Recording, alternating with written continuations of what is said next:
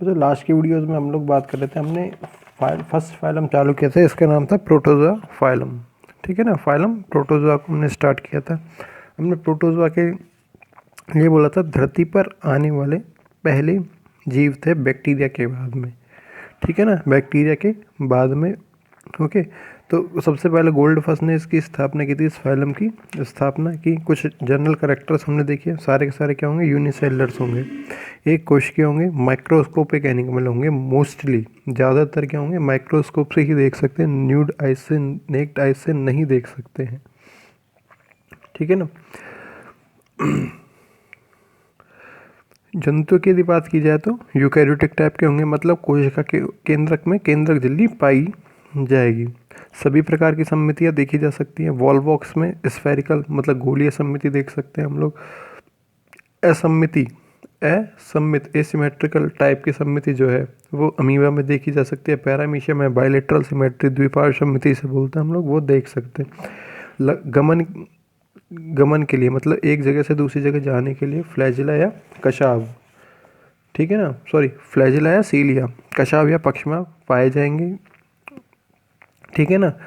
मुक्तजीवी भी हो सकते हैं, परजीवी भी हो सकते हैं। यदि अमीबा की बात की जाए, एंट अमीबा हिस्टोलिटिका एंड, या फिर कह सकते हैं एंट अमीबा जिंजीबेल्स, या प्लाज्मोडियम की हम लोग बात करें, या कह सकते हैं हम लोग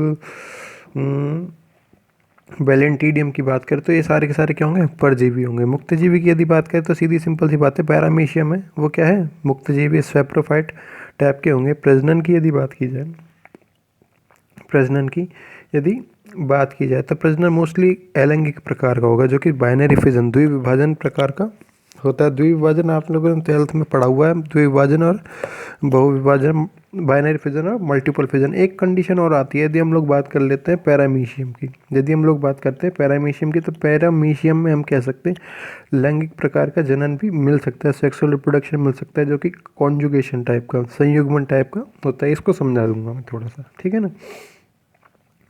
यहाँ लिख देते हैं पैरामीशियम।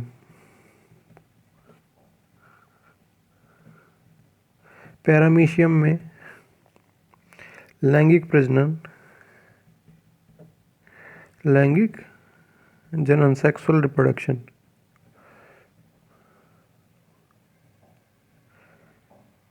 सेक्सुअल रिप्रोडक्शन मिलता है,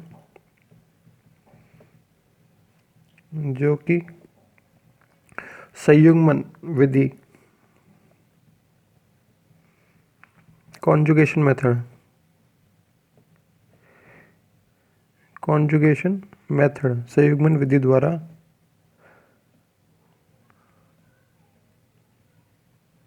होता है। ठीक है ना, संयुग्मन विधि द्वारा क्या होगा, ये कॉन्जुगेशन मेथड से ये होगा।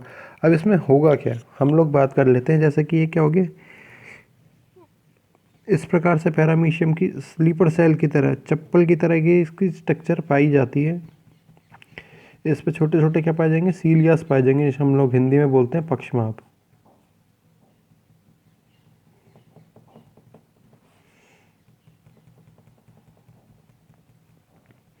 जिन्हें हम लोग बोलते हैं पक्षमाप बोलते हैं। ये क्या हो जाएगा, इसका केंद्रक हो जाएगा। ठीक है ना। यहाँ पे पाया जाएगा साइटोप्लाज्म, कोशिका द्रव्य। ये हो गया पैरामीशियम ए, पैरामीशियम ए। ठीक है ना। यहाँ पे बना देते हैं हम लोग पैरामीशियम बी, क्योंकि सेक्सुअल रिप्रोडक्शन की जब भी बात की जाती है तो इसके लिए सेक्सुअल रिप्रोडक्शन में हमेशा दो प्राणी या दो जीव होने ही उपस्थिति अनिवार्य है। ये हो जाएगा पैरामीशियम बी। इसके ऊपर हम लोग सीलिया बना देते हैं। सीलिया आकार में छोटे होते हैं, संख्या में क्या होते हैं, ज़्यादा होते हैं। अगर फ्लैजिला की बात की जाए तो फ्लैजिला आकार में तो बड़े होते हैं, लेकिन संख्या में कम पाए जाते हैं, जो कि लोकोमोशन में हेल्प करते हैं, जो कि क्या करेंगे, लोकोमोशन में हेल्प करेंगे। ये हो जाएगा पैरामीशियम बी। ठीक है ना, बी। अब इन दोनों के बीच में ये जो सेल वॉल है, ये जो क्या है, सेल वॉल है, प्लाज्मा मेम्ब्रेन है, इन दोनों की रप्चर होगी। रप्चर का मतलब है घुलने लगेगी, और घुलने से कुछ इस प्रकार की आपके पास स्ट्रक्चर बन के आएगी,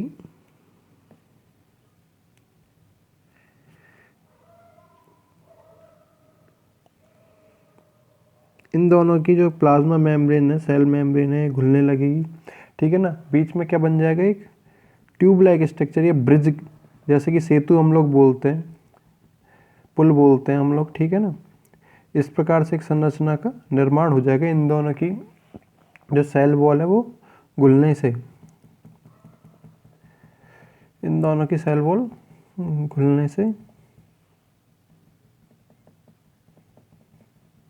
ओके, ये इसका केंद्रक हो जाएगा, ये इसका केंद्रक हो जाएगा,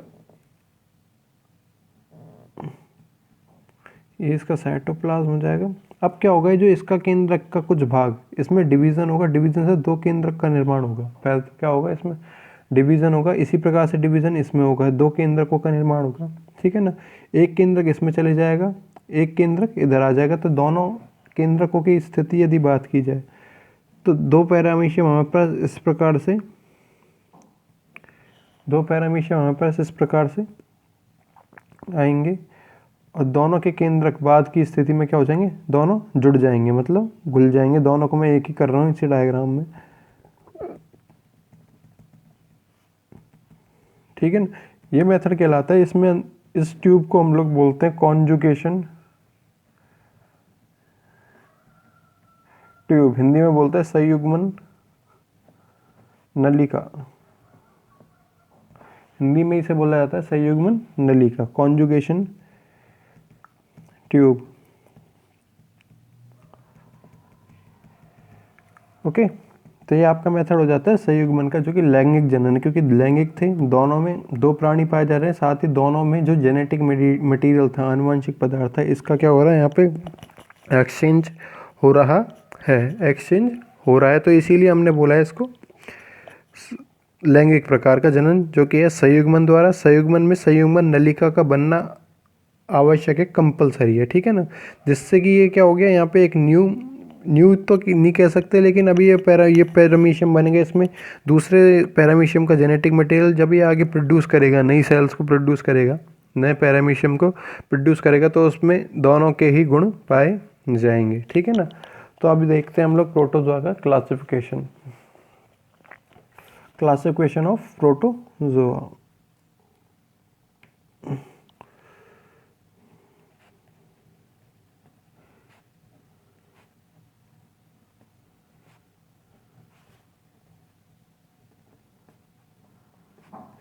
प्रोटोजोआ का वर्गीकरण,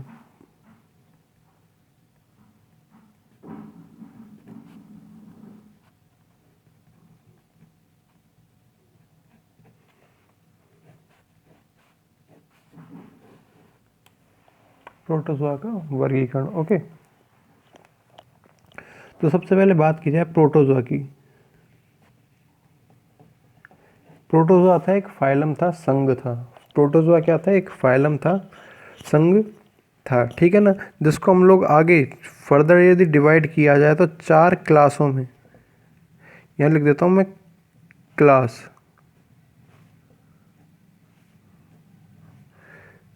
फर्स्ट, सेकंड, थर्ड, फोर्थ, ठीक है ना। चार क्लासों में क्या किया जा सकता है, इसको विभाजित किया जा सकता है। पहली क्लास होती है यहाँ पे सार्कोडीना, सार्कोडीना। कई बुकों में यदि अच्छी बुकें पढ़ोगे तो उसमें इसे राइजोपोडा बोल देते हैं, राइजोपोडा, ठीक है ना। यहाँ इंग्लिश भी लिख देता हूँ मैं, सार्कोडीना राइजोपोडा, ठीक है ना। सेकंड नंबर पे यदि बात की जाती है तो सेकंड नंबर पे आती है आपकी स्पोरोजोआ। ये भी बताऊंगा कि किस बेस पे, किसके बेस पे इन क्लासों का निर्माण किया गया है। स्पोरोजोआ। थर्ड यदि बात की जाए तो थर्ड होती है फ्लैजिलेटा, फ्लैजिलेटा।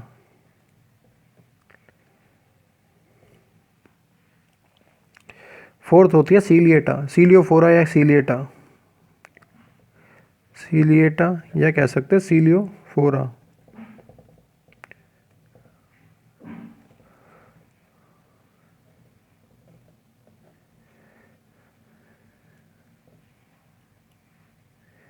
ठीक है ना। सीलिएट है, सीलियोफोर है। इसमें नीचे की दो क्लासेज है, नीचे पूरा क्लासिफिकेशन होता है जो एक ही कुछ लक्षणों के आधार पर हम लोग क्या कर सकते हैं, किसी भी फाइलम को आगे क्लासिफाई कर सकते हैं। नीचे की दो क्लासेज हैं, फ्लैजिलेटा और सीलिएटा, ठीक है ना। फ्लैजिलेटा और सीलिएटा ये नाम आपको कुछ सुने सुने लग रहे होंगे, और ये नाम होते हैं फ्लैजिला से बना है, ऊपर वाला नाम फ्लैजिलेटा, नीचे वाला सीलिएटा या सीलियोफोरा नाम सीलिया से बना हुआ है, ठीक है ना। मतलब किसके बेस पे, गमन के आधार पर, गमन के आधार पर, on the basis of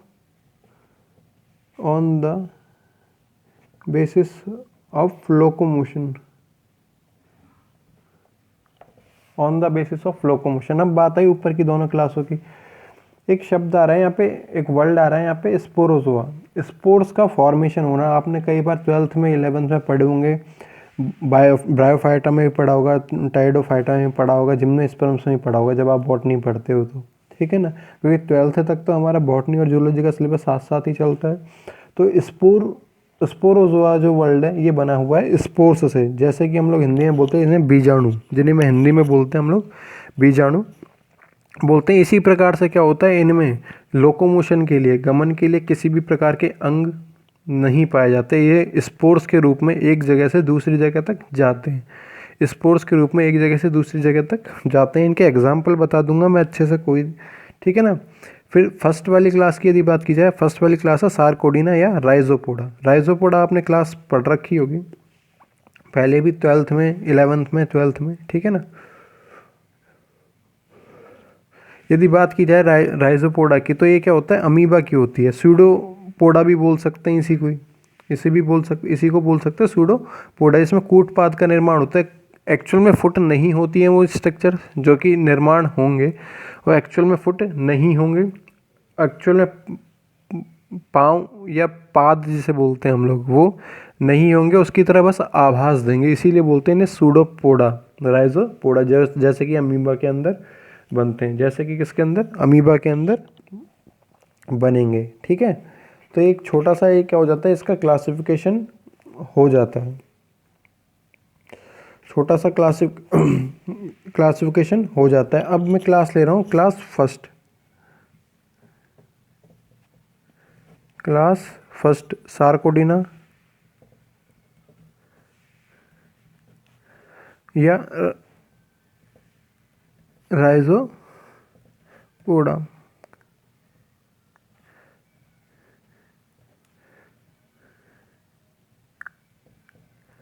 Rhizopoda, ठीक है ना।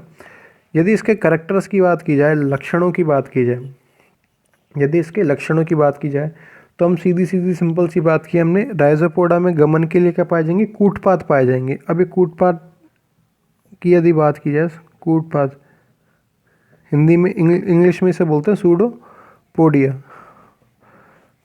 गमन हेतु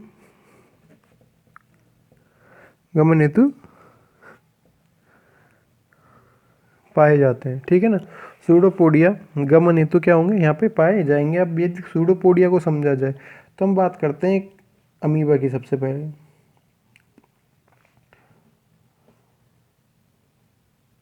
ये हो जाए अमीबा, ठीक है ना। ये क्या हो जाएगा, अमीबा। ये इसका न्यूक्लियस हो जाएगा। इसकी कोई फिक्स स्ट्रक्चर नहीं होती है। अभी मैंने गोल बनाया, अभी अगर मैं इसको इस प्रकार से बना देता हूँ तो ये भी अमीबा कहलाएगा। और जो इसमें स्ट्रक्चर निकल के आई है, बाहर निकल के आया है, ये आउटग्रोथ निकल के है, ये किसकी तरह काम कर सकता है, सूडोपोडिया की तरह काम कर सकता है। सूडोपोडिया क्या करता है, हमेशा केंद्र से चलता है, कहाँ की तरफ, किनारों की तरफ, भित्ति की तरफ चलता है, ठीक है ना। केंद्र से चलता है कहाँ की तरफ, भित्ति की तरफ बोलता है। इसी स्ट्रक्चर को हम लोग बोलते हैं कूटपाद, सूडोपोडिया।